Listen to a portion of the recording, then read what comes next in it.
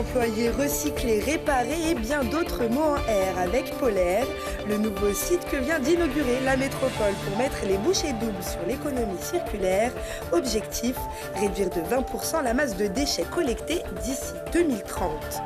Céramiste depuis 2020, Morgane Louis-Gobin a conscience des dégâts que peuvent causer les métaux utilisés dans certaines céramiques.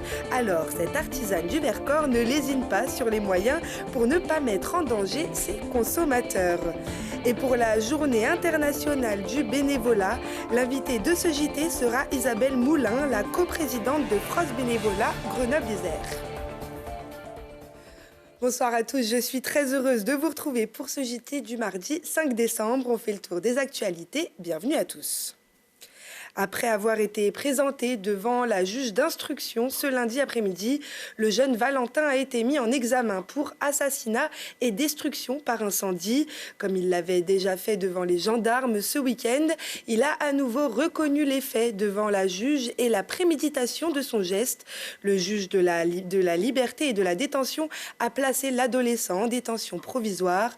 Une expertise psychiatrique et psychologique pour mieux comprendre sa personnalité et évaluer sa responsabilité pénale vont être ordonnées. C'est le nouveau lieu totem de l'économie circulaire sur la métropole. Le site Polaire vient d'être inauguré dans le quartier Tesser à Grenoble.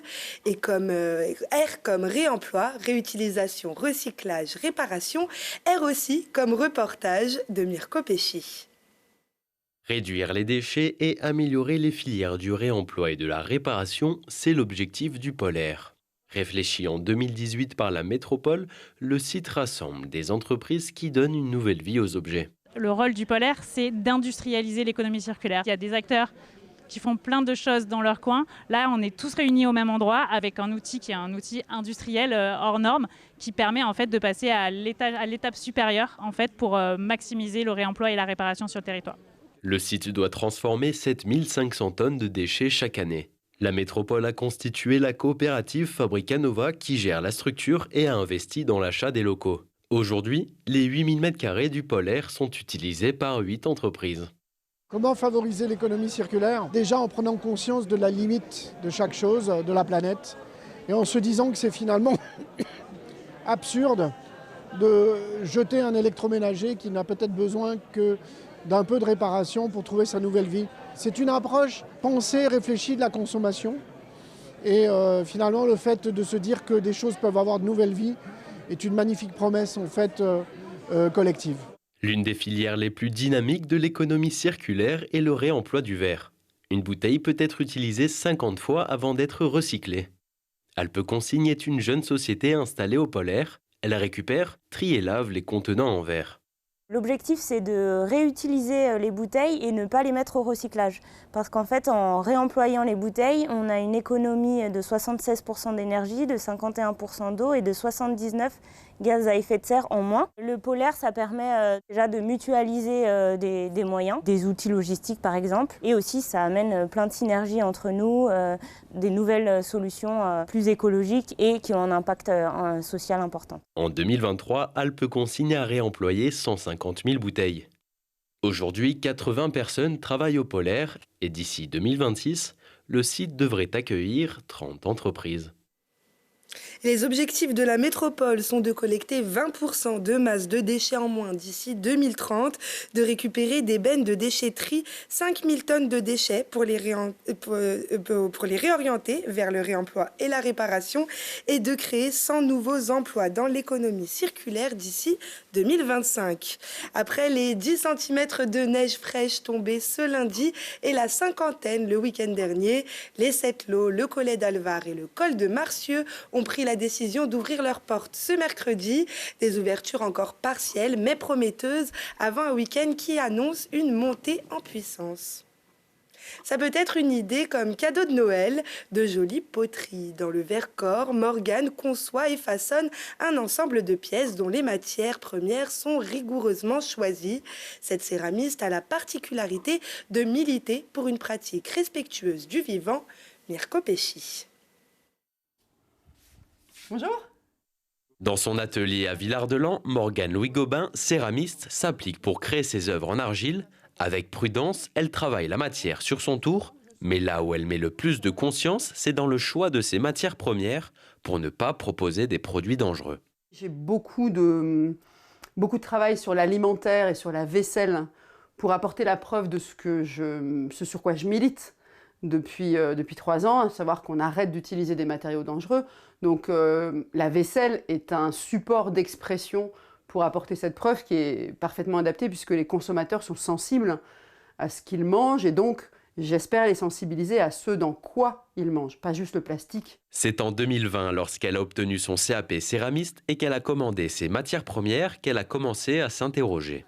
C'est quand j'ai vu la liste des composants, la liste des ingrédients, que je me suis dit qu'il y avait un problème. Que c'était pas normal que j'achète en ligne, sans contrôle, du barium, du cobalt. Ces trucs dont on entend dans les médias à quel point ils font des dégâts sur leur lieu d'exploitation pour les populations locales et les écosystèmes. Morgane a travaillé plus de 20 ans dans la gestion des risques. Sa déformation professionnelle l'amène à contrôler quasi constamment les règlements. Grâce à mon passé professionnel en gestion des risques sur des sujets hautement réglementaires, mon réflexe a été d'aller voir qu'est-ce que dit la loi. Et en fait, il y a plein de textes qui encadrent les matières premières. On n'a pas le droit de vendre n'importe quoi, on n'a pas le droit d'intoxiquer les gens en fait. La Commission européenne étudie et légifère la migration de la céramique depuis 10 ans, mais c'est insuffisant, ce n'est pas au programme du CAP céramiste. Morgane forme donc des stagiaires et fait de la prévention sur les risques liés au transfert des éléments vers les produits alimentaires.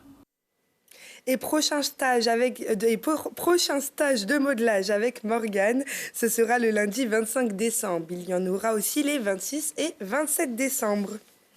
Winston Churchill disait « On gagne sa vie avec ce que l'on reçoit, mais on la bâtit avec ce que l'on donne ». Et vous les connaissez bien, ces bâtisseurs. Isabelle Moulin, bonjour. Bonjour. Alors ce mardi, on célébrait la journée internationale du bénévolat. Vous êtes coprésidente de France Bénévolat Grenoble-Isère. C'est ça. C'est une association qui aide les associations. En fait, c'est une association qui soutient le bénévolat associatif. On est dans les associations à trouver des bénévoles. Et du coup, par contre-coup, on aide les bénévoles à trouver des missions bénévoles qui les intéressent. Alors, comment ça se passe? Vous êtes un peu le médiateur entre associations et bénévoles. Oui. Les deux peuvent avoir accès à vous. Les deux ont accès à nous. Les associations viennent nous voir en disant « Nous, on cherche des bénévoles » et on leur demande de dire pour quelle mission. Il faut que ce soit assez précis. C'est pas juste un bénévole, il viendra, puis on verra bien ce qu'il fait.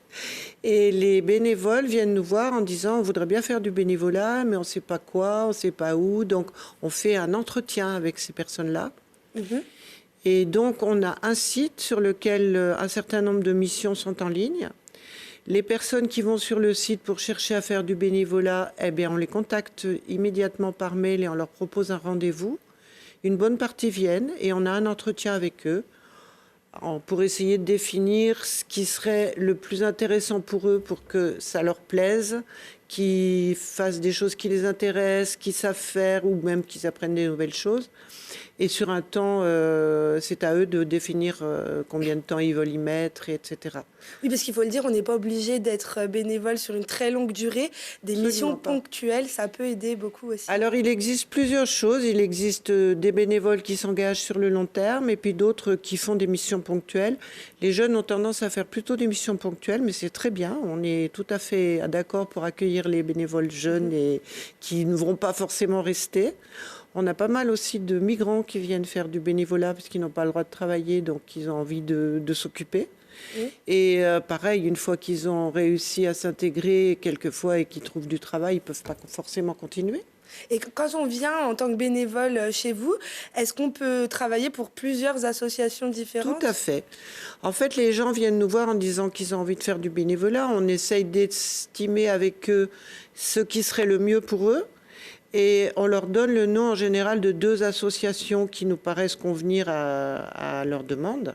Mais rien ne les empêche d'aller à d'autres associations ensuite. Après, c'est du gré à gré. Ils vont ou pas voir les associations qu'on leur a conseillées.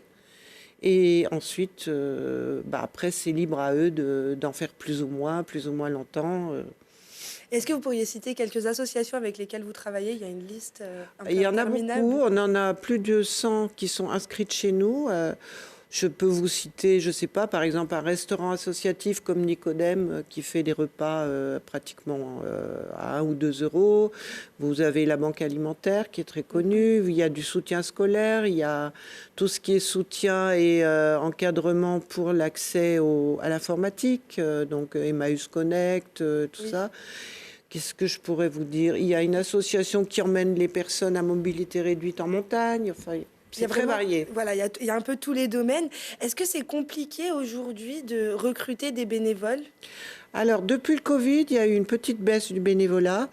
Au niveau des chiffres, avant le Covid, on disait qu'une personne sur 4 faisait du bénévolat. Actuellement, on dirait une personne sur 5, ce qui fait quand même 11 millions de bénévoles, ce qui est pas mal. Mais il y a eu un petit recul, effectivement, de l'engagement bénévole, surtout chez les personnes un peu plus âgées. Peut-être plus inquiètes, plus difficiles enfin, qui avaient peur, peut-être, je ne sais pas. Est-ce qu'il y a des secteurs qui sont un peu plus en difficulté dans ce recrutement-là? Alors, c'est très facile, c'est plus facile de trouver des bénévoles pour des actions très concrètes, genre distribution alimentaire, où on voit tout de suite à quoi on sert. C'est plus compliqué de trouver des bénévoles pour tout ce qui est encadrement, bureau, organisation de l'association, parce que les gens ont quelquefois peur que ça soit très lourd ou qu'il ne soit pas à la hauteur.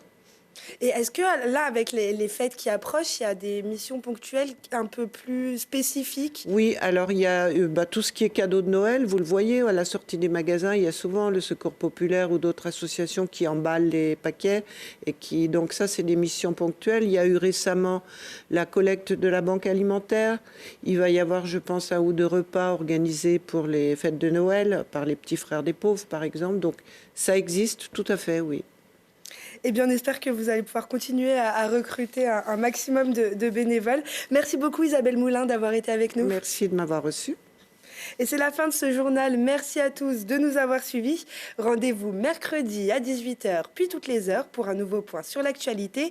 On se quitte en musique avec l'un des plus grands compositeurs de tous les temps, John Williams. Le chef d'orchestre Mathias Kedlinger, vous emmènera dans le monde fascinant de celui qui a composé des partitions pour Star Wars, Indiana Jones ou encore Harry Potter. Ce sera ce mercredi au Summum. Excellente soirée à tous.